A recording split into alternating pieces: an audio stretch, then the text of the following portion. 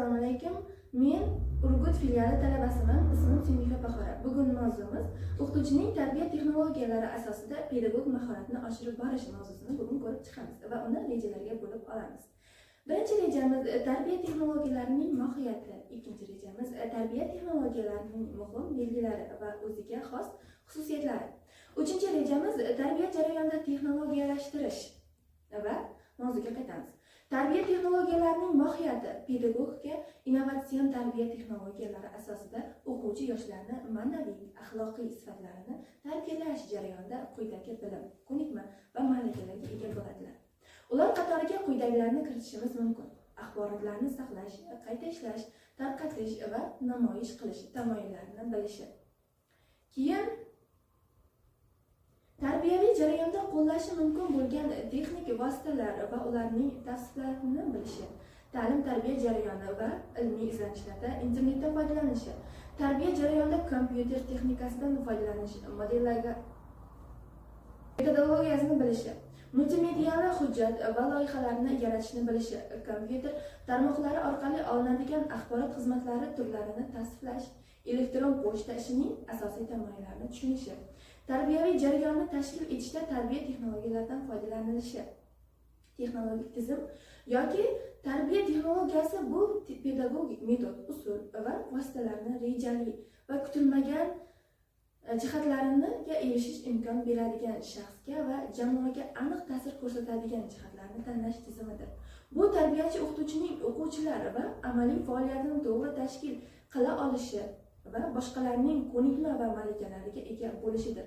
Texnologik jarayon natijalaridan asosiy maqsad tarbiyachi ijodiy izlanishlar tufayli o'quvchilar tashabbuskorlikni ta'minlaydi. Tarbiyachi o'qituvchining o'quvchilar o'zini boshqarish uyushmalari bilan hamkorlikda ishlashi bilan murakkab masalalarni hal qilish uchun vaqt ajratadi.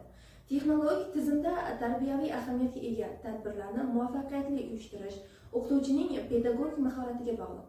Uyushqoqlik bilan o'tkaziladigan tadbirlar o'quvchilarning aqliy rivojlanishini bilish, tafakkurni, kasb tanlashga nisbatan qiziqishini, erkin fikrlashlarini, o'z fikr mulohazalarini cho'chimasdan to'g'ri tasavvur bilan bayon etish tushunchalarini shakllantiradi.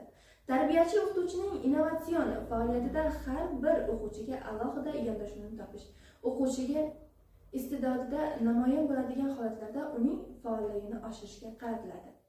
Tarbiyachi o'qituvchi tomonidan uyushtirilgan tarbiyaviy tadbirlarga qo'yiladigan asosiy talablar. Tarbiyaviy tadbirlar hech qachon tasodifiy bo'lmasligi, har bir tadbirga puxta tayyorgarlik ko'rilishi lozim. O'qituvchining tarbiyachi sifatida mahorati bu tarbiyalanuvchilar ma'lum bir maqsadga muvofiq tarbiyalash uchun mo'ljalga olish san'atidir. O'quvchilar har kuni quvonchli daqiqalarni, katta va kichik ko'ngilsizliklarni birgalikda boshdan kechiradilar. Ular tarbiyachi o'qituvchining o'zlariga nisbatan yaxshi va yomon yoki insoniy munosabatlarni tez ajrata oladilar va bunga darhol o'z javoblarini qaytaradilar. Ijtimoiy va psixologik bilim va malakaga ega bo'lish tarbiyachi o'qituvchida uddaburonlik va sezgirlikni shakllantiradi. U o'quvchilar jamoasini uyushtira oladi, o'quvchilar qalbiga yo'l topadi. Chunki o'quvchilar jamoasi umumiy maqsad asosida tashkil topgan, yuqori darajada uyushtirilgan birlashma bo'lib, shaxs shakllanishining yetakchi omili sifatida ijtimoiy munosabatlar ichida muhim hisoblanadi.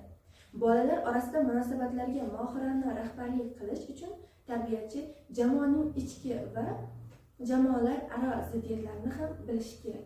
Bu ziddiyatlarning barham topishi tarbiyachi shaxsi uning tarbiyalanuvchilar bilan yaqin munosabatlariga bog'liq. Haqiqiy mohir tarbiyachi o'qituvchi va ziddiyatlarni bartaraf etishda o'quvchilar jamoasi, o'quvchilar o'zaro munosabatlarning ustidan foydalanadi. Har bir o'quvchi o'zining ijtimoiy va psixik olamiga ega. Mamlakatimizda mustaqillikdan keyin joriy etilgan ta'limning yangi modeli jamiyatda mustaqil fikrlovchi, erkin shaxsning shakllanishiga olib keladi. O'zining qadr-qimmati anglaydigan, irodasi baquvvat, iymoni butun, hayotda aniq maqsadga ega bo'lgan insonlarni tarbiyalash imkoniyatiga ega bo'lamiz. O'qituvchining vazifasi va burchi tarbiya natijasida o'quvchilar milliy qadriyatlar, e'tiqod, milliy mafkura, demokratik qarashlar va hayotiy pozitsiyasini shakllantirishdan iborat. Tarbiya mazmunining eng muhim xususiyatlaridan biri bu insonning hayotiy jihatdan o'z-o'zini anglashi, uning shaxsiy hayoti va faoliyati o'zi yashab turgan muhitning subyekti sifatida e'tirof etilishi bilan tavsiflanadi. Tarbiya jarayoni ko'p qirrali jarayon bo'lib, unda tarbiya mohiyatini yoritishga xizmat qiluvchi ichki va tashqi subyektiv va obyektiv omillar ko'zga tashlanadi. O'qituvchi subyektiv omillar asosida o'quvchilarning ichki ehtiyojlarini, qiziqishlari, hayotiy munosabatlari mazmunini anglashga yordam bersa, obyektiv omillar esa shaxsning hayot kechirishi, shakllanishi, hayotiy muammolarini ijobiy hal etishi uchun sharoit yaratadi.